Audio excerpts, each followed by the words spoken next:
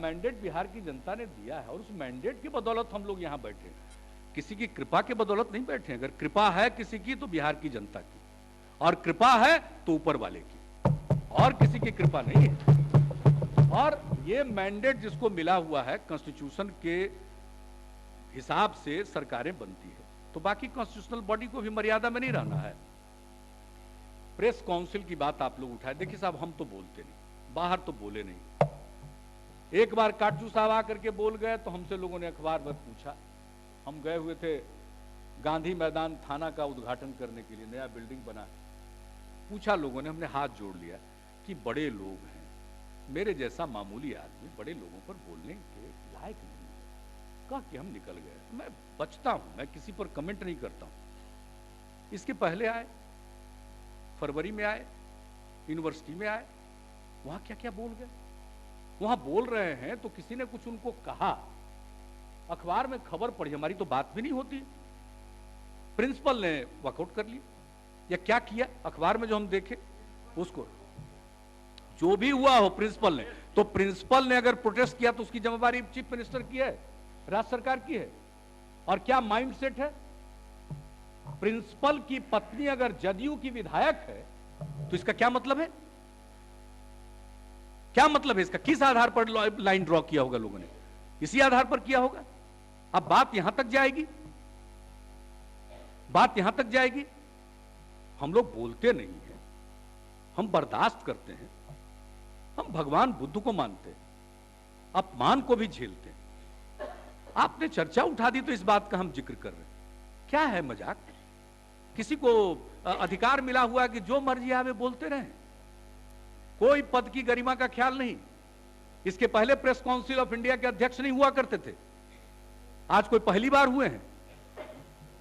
क्या बात है, जो मर्जी आवे बोले, जितनी बात बोले। क्या क्या कहा साहब,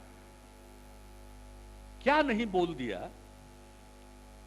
एक बार आए पटना यूनिवर्सिटी में क्या बोला, फिर दूसरी बार आए 8 महीने में एक किताब का रिलीज करने के लिए आए, और उसके बाद बोलते चले गए, बोलते चले गए।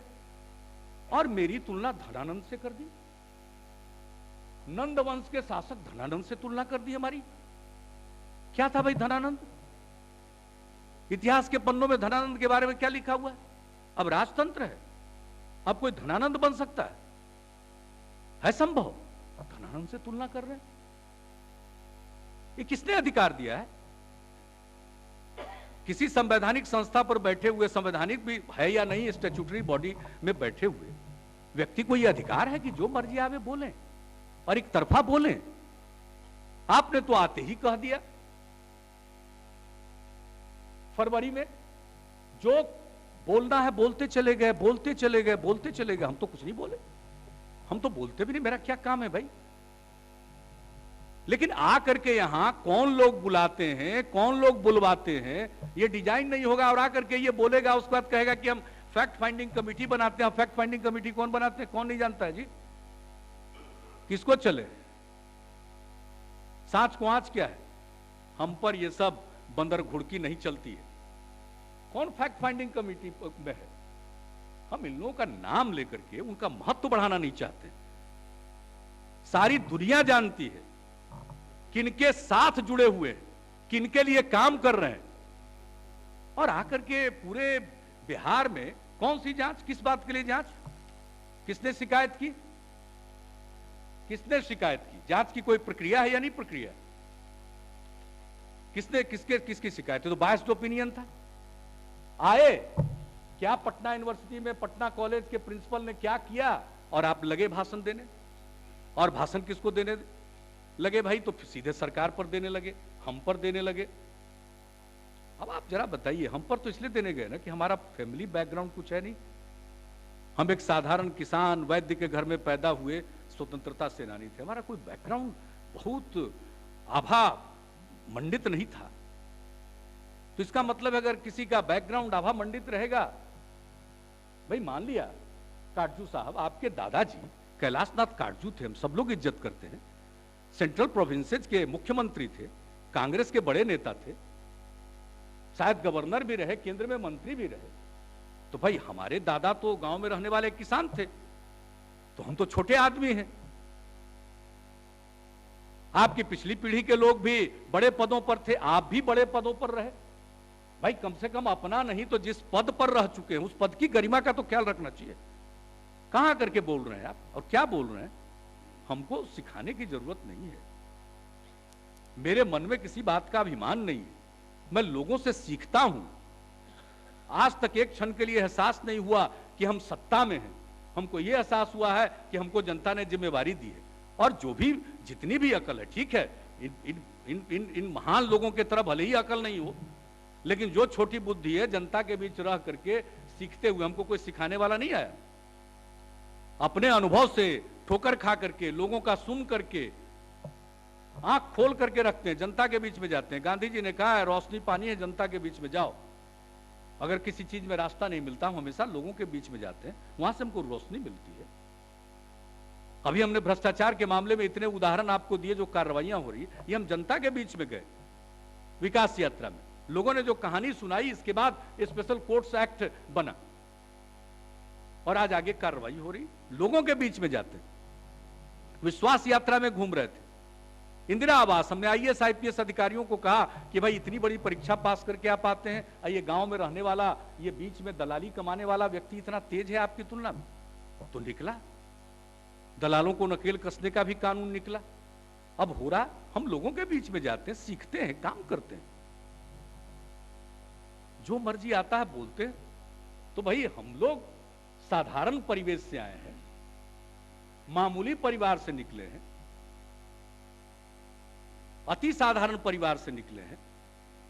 समाज के जो पीछे कहे जाते हैं वर्ग, उस वर्ग से आते हैं। इसका क्या मतलब है? संविधान ने हमको भी अधिकार दिया है। हम यहां पर आए हैं तो किसी की कृपा से नहीं आए हैं, जनता के समर्थन से आए हैं, लोगों के सहयोग से आए हैं। कोई जोर जबरदस्ती करके, साजिश करके यहां नहीं बैठे। तो जब मैंडेट से आए हैं तो साजिश करके आप चाहिएगा कि हमको बदनाम करें। तो जब बायस्ड ओपिनियन है तो रिपोर्ट क्या आएगी भाई? और रिपोर्ट आएगी तो क्या है? फैक्ट फाइंडिंग कमेटी बना देते हैं। फैक्ट फाइंडिंग कमेटी में कौन लोग नहीं, कौन दुनिया नहीं जानती है कैसे लोग हैं, क्या लोग हैं। मैं यहीं पर कहूं, किसको किसको फोन करके, किसको किसको फोन करके लोग क्या मांगते हैं?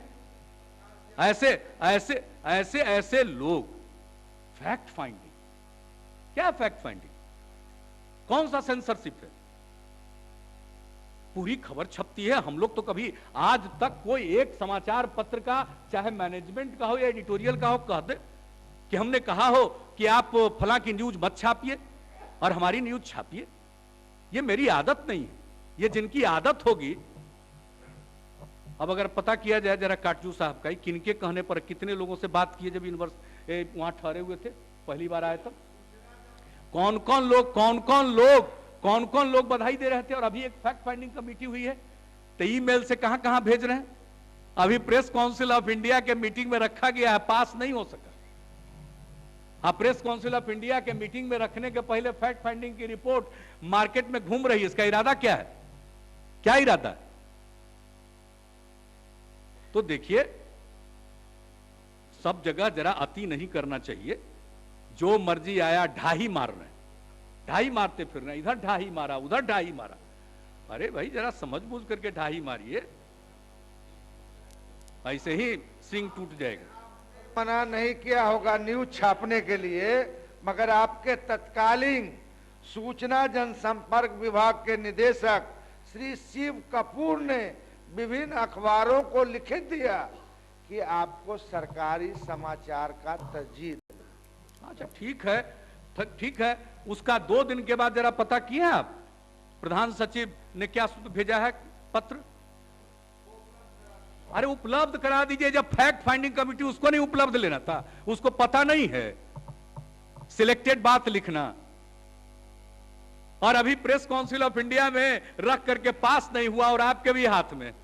अभी तो ऑनलाइन के खिलाफ आप लोग बोलते हैं, वही ना ऑनलाइन से आया होगा। ऑनलाइन के खिलाफ बोलते रहते हैं, वही ऑनलाइन आया होगा। ऑनलाइन आया है ना? है। तो आया है इनके पास। किसके किसके पास आया है?